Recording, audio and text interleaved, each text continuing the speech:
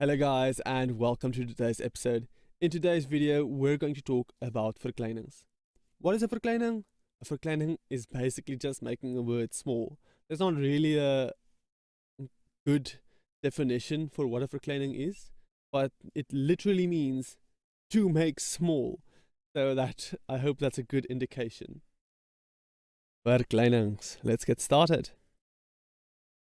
When do we add I as a verkleining? Words that end in S, K, P, F, and G get I as a suffix to the main base word.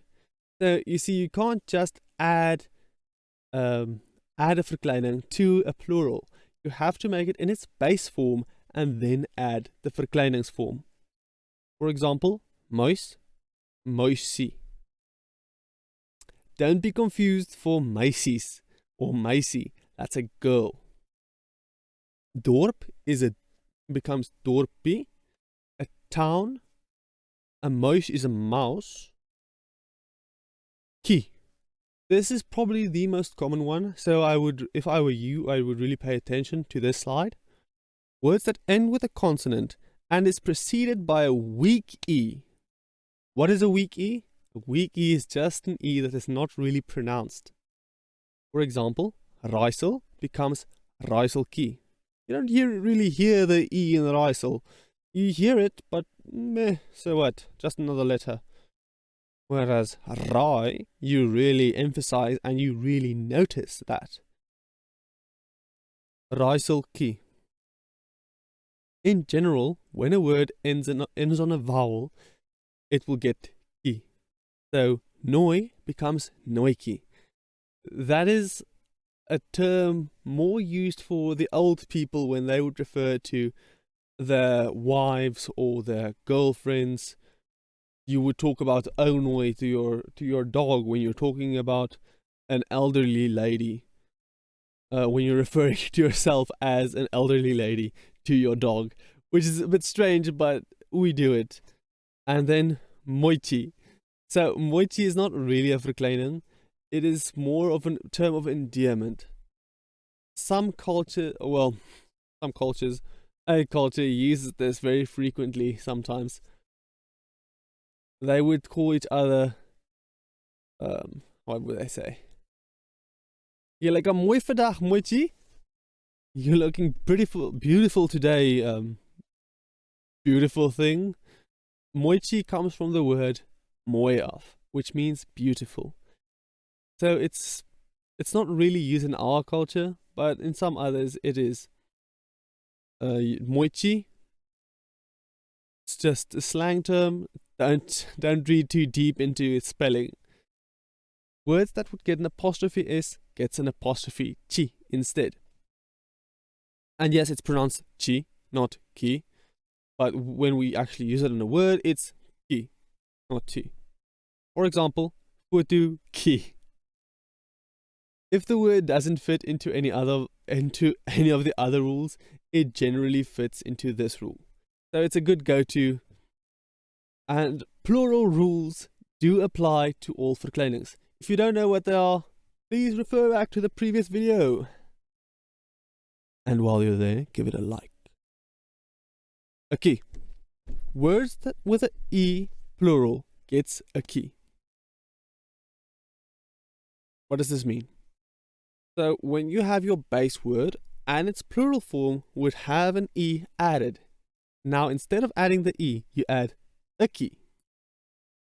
Remember, plural rules still apply. For example, stem becomes stemmetjie. Ring becomes ringetjie and slang becomes slangetjie. Stem is your voice, ring is a ring, and a slang is a snake. Now, note this rule is at the very bottom of the rule hierarchy, so any other rule trumps this one. Okay. Stem, stemmetjie. Why do we do this? Because the short vowel sound needs its double consonant protection. Otherwise, it would be stemmetjie, and that's wrong. No, stemmetjie. Adding ye. That actually changes the whole pronunciation of the word, but in a moment you'll find out why. So words that end in T or D gets ye added to the end. For example, mat becomes maatjie, bat becomes baatjie. It's not matjie or matkie, it's maatjie. It's not bat, it's not batjie, it's baatjie. P. Words that end on M gets P added. Duimpie, pruimpie. Sorry guys, Mikey is just a mat and butt is just a bath. Ki with a K, as it is pronounced. Words with more than one syllable and has a ng as its ending letters. That gets a ki. My teacher in 8th grade had this wonderful illustration. I still remember it to this day. She would take a piece of cloth and then just kick it out of the door, and she would say, "This lappie is a ch, and the ch gets a gatskop," and then she would kick it. She would psych us up for about a week or two before the lesson. So, koning gets a gatskop here, and becomes koningkie. So the G gets a butt kick. That's what it translates as. Words that end in K already. The rural rules still apply, guys. Rok becomes rokkie. Double consonant protection. Plurals. You need to add is at the end of the verkleinings. It's as simple as that. For all of your verkleinings, every single one of them, you just add an S to make it a plural. For example, koning becomes koningkies. Prinses becomes prinsessies. Here are some exercises if you're up to it, or if you are committed to this language learning program. Now, I want you to practice these things, and I'm not going to give you the translations of these words. I want you to go and find them. Answers will be in the description, not the translations. I want you to find that on your own. Now, yes, I said vocabulary will come after grammar, but why not start as well? You can learn some vocabulary while you're learning grammar. Let's have fun with it. Make it fun for yourself. And just while the end screen cards are loading, I would just like to thank Juffrou van Heerden. Juffrou is 'n ster, baie dankie. Ek waardeer regtig die hulpmateriaal.